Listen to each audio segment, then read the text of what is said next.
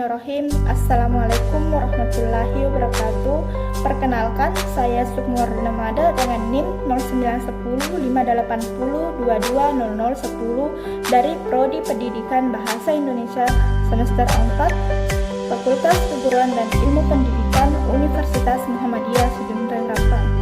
Baik, video kali ini untuk memenuhi tugas mata kuliah menulis kreatif oleh dosen pengampu Ibu Nurlela SPD MPD.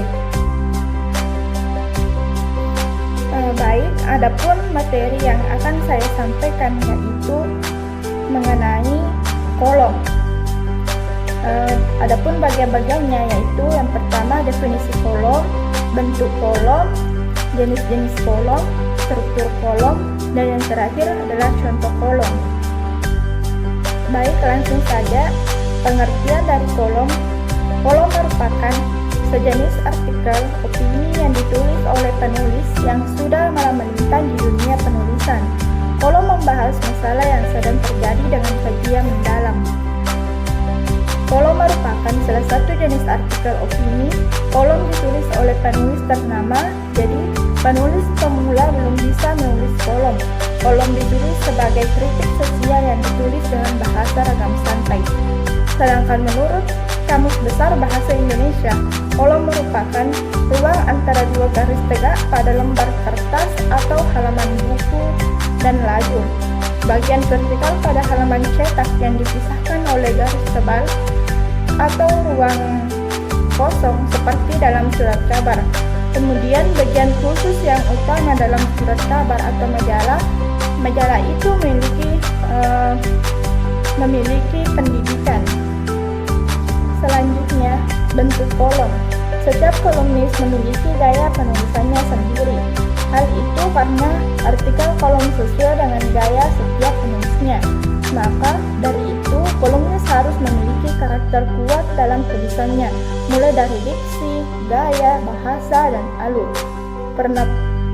Pemaparan logika tergantung kolomnis. Kolom terdiri dari 700 hingga 1000 kata. Membuat kolomnis itu kurang leluasa menyampaikan idenya. Hanya penulis tertentu yang bisa menulis lebih dari 1000 kata. Itu pun atas permintaan redaksi. Selanjutnya, jenis-jenis kolom. Yang pertama, kolom tanggapan. Kolom tanggapan berupa tanggapan kolomnis atau isu faktual. Kolomnis memaparkan tanggapannya dengan gayanya. Kemudian, kolom kritik. Kolom kritik berupa kritik kolomnis terhadap sebuah kebijakan ataupun perilaku sosial yang menurutnya sudah tidak masuk akal. Kemudian yang terakhir, kolom opini, di mana kolom opini itu kolom kritik berupa pendapat kolomnis kepada masyarakat ataupun pemerintah. Baik, adapun struktur kolom, yang pertama yaitu judul, di mana judul merupakan merek sebuah karangan. Judul kolom dibuat setelah artikel kolom selesai ditulis. Kemudian yang kedua, pembuka. Bagian pembuka sering disebut dengan lead. Lead merupakan intro atau pembuka dalam sebuah artikel. Lead berfungsi untuk menarik minat membaca calon pembaca. Berikut ada beberapa tips membuat lead menurut Nasir. Yang pertama, lead ringkas. Wujud lead ini sangat singkat dan berupa pernyataan. Pernyataan tersebut merupakan pokok kalimat yang akan dikembangkan pada paragraf-paragraf berikutnya. Kemudian yang kedua, lead bertanya. Memulai menulis artikel kolom dengan kalimat pertanyaan boleh saja.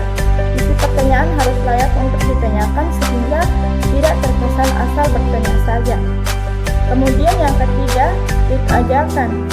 Lead jenis ini berbentuk persuasif dan cenderung propaganda. Lead jenis ini cocok untuk menggerakkan masyarakat.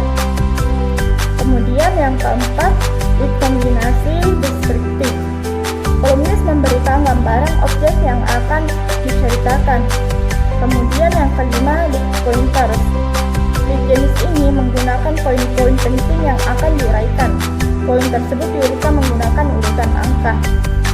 Kemudian yang keenam, lead bercerita. Ciri khas dari lead jenis ini yaitu terdapat percepatan waktu, awal dari inti permasalahan yang akan dipaparkan. Kemudian yang ketujuh, lead beranalogi. Lead ini berupa analogi yang digunakan untuk mengikat pembaca karena bertolak dari perumpamaan baik dari sesuatu yang telah ada di masyarakat ataupun hasil tafsiran penulis sendiri. Selanjutnya, bagian struktur berikutnya yaitu isi. Bagian isi merupakan inti dari sebuah kolom. Penulis mengemukakan gagasannya pada bagian ini. Bagian ini mengembangkan lead. Bagian ini harus menyertakan data yang akurat, bisa dari hasil penelitian ataupun teori orang lain. Penulis harus membuat alur pemaparan yang bisa diterima logika. Kompleksitas misalnya dibuat menarik dengan bahasa yang sesederhana mungkin sehingga mudah dipahami oleh pembaca. Kemudian yang terakhir yaitu penutup. Penutup kolom berupa simpulan yang terdiri dari beberapa kalimat. Simpulan berupa intisari gagasan, tidak dibuat berbelit-belit karena penutup fungsinya hanya menutup tulisan. Bagian penutup bisa mengamini atau menyetujui gagasan, atau ada juga yang melempar kepada masyarakat untuk menilainya sendiri. Baik, selanjutnya berikut merupakan contoh dari kolom.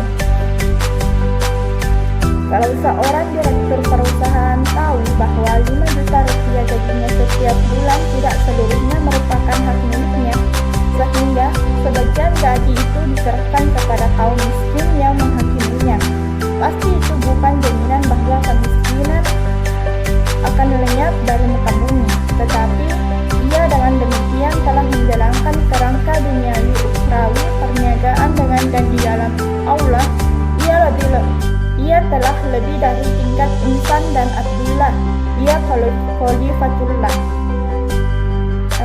Contoh itu dikutip dari kolom Emma Ainun Wajib yang berjudul Berniaga dengan dan di dalam Allah. Baik, itulah tadi pemaparan materi dari saya mengenai kolom. Sekian, Assalamualaikum warahmatullahi wabarakatuh.